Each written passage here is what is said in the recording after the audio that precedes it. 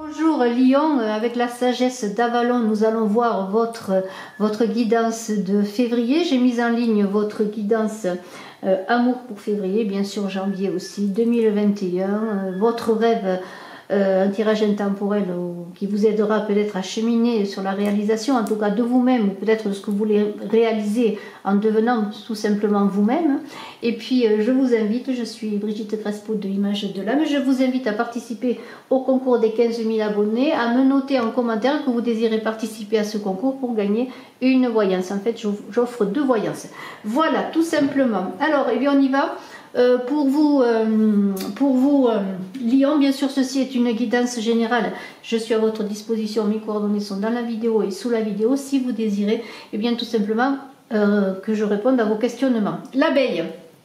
L'abeille, Lion, elle parle de travailler avec acharnement, de faire des efforts, de ne pas avoir peur, de continuer dans vos efforts pour réussir, parce que l'abeille, eh bien, qu'est-ce qu'elle produit? Elle produit du miel. Alors vos efforts vous conduiront au pays du miel. Labeur, acharnement, effort, n'ayez pas peur.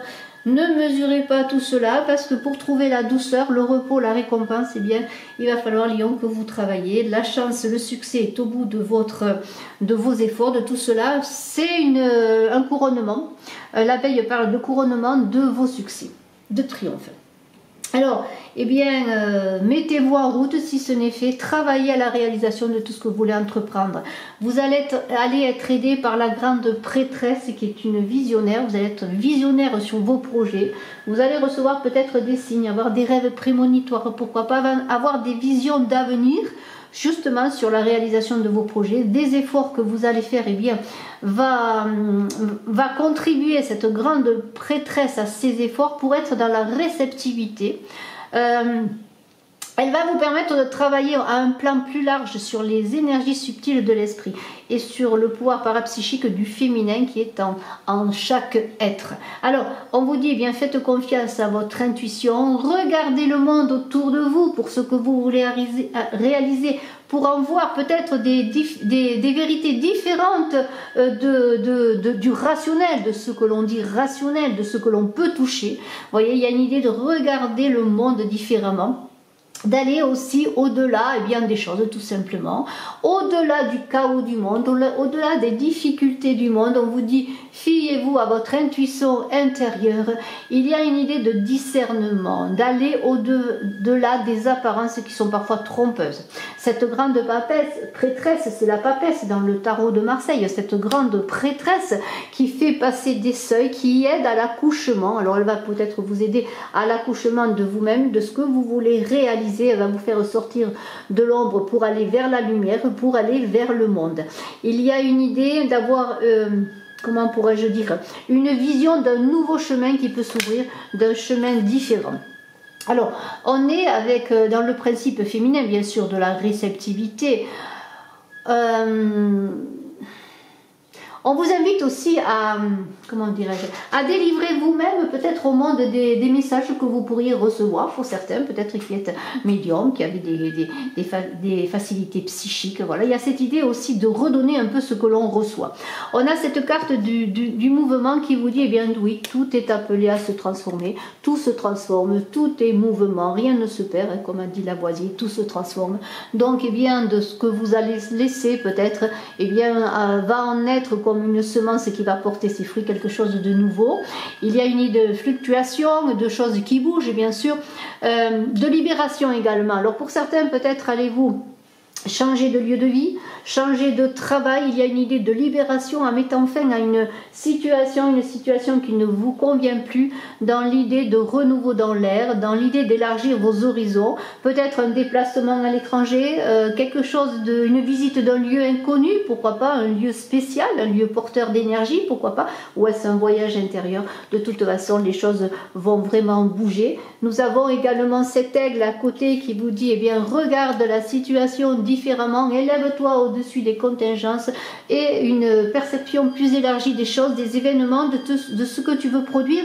Et même si l'abeille vous invite à travailler avec acharnement, il est bon de temps en temps de se libérer, de regarder, de prendre du recul, comme un peintre prend du recul sur son œuvre, sa toile, pour pouvoir voir un ensemble des choses, une vision d'ensemble. Alors, L'aigle, eh bien, c'est la prospérité aussi et l'abondance. On vous dit, élevez-vous au-dessus des contingences, élevez-vous spirituellement et vous recevrez l'abondance comment dirais-je ça, la prospérité si vous travaillez de façon intègre. Avec le serpent, alors le serpent, on connaît le serpent, on connaît la transformation, la peau du serpent, la mutation de sa peau. Donc on est dans une idée de mutation, de transformation encore une fois. On est aussi dans la guérison, dans le message de guérison. Si vous avez eu des difficultés, eh bien ce serpent vous dit qu'en ce mois de février, vous allez trouver des guérisons, peut-être dans le mouvement, dans le changement de lieu de vie, dans une situation qui va changer pour aussi peut-être vous donner des réponses sur des interrogations. Alors on vous dit informez-vous autour de vous, peut-être allez-vous trouver justement des réponses à vos questionnements, informez-vous sur ce qui vous préoccupe, et essayez d'élucider les choses, faites appel à votre côté émotionnel et aussi à votre intuition, j'en reviens à la grande prêtresse, mais aussi demander aide et conseils autour de vous pour justement peut-être élucider des problèmes, pour peut-être un projet que vous voulez réaliser, une situation que vous ne comprenez pas. On est aussi dans l'idée que ce serpent parle de transformation et de succès, là encore une fois. On vous dit d'observer encore les signes, de guérir vos blessures, de vous reposer aussi, peut-être, bon, je vous disais travailler avec acharnement, mais en même temps il faut se ménager des temps de repos pour, je vous l'ai dit, avoir de nouveau une vision d'ensemble de ce que vous voulez réaliser pour repartir de façon plus positive et plus, comment pourrais-je dire, plus efficace.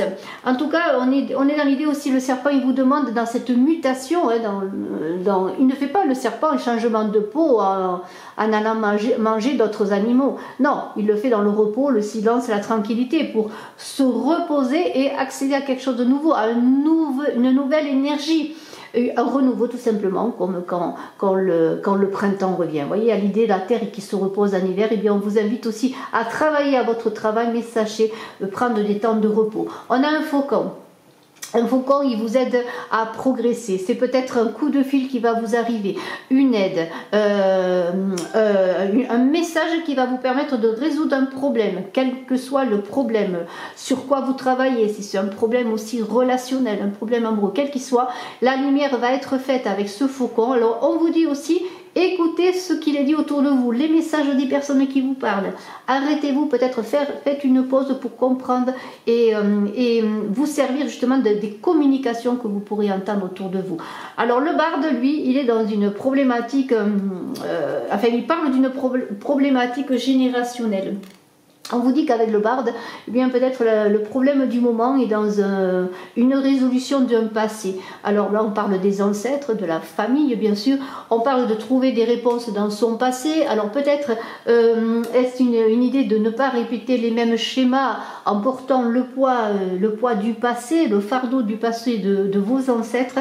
Et il y a une idée avec le barde aussi de transgénérationnel, d'histoire donnée par oralité, comme les bardes chantaient des chansons, raconter les histoires, raconter l'histoire du peuple. Vous voyez, on est dans l'idée que votre situation actuelle, quel que soit le questionnement que vous avez, vient peut-être d'une problématique très ancienne. Alors on est dans l'idée là, on est dans l'idée de peut-être, comment pourrais-je dire, peut-être remuer un peu cela, demander interroger votre famille peut-être, ou aussi vous demandez-vous peut-être pourquoi vous avez des situations qui sont toujours bloquées, qui reviennent, des situations qui sont les mêmes et qui font que tout simplement rien n'avance, voyez.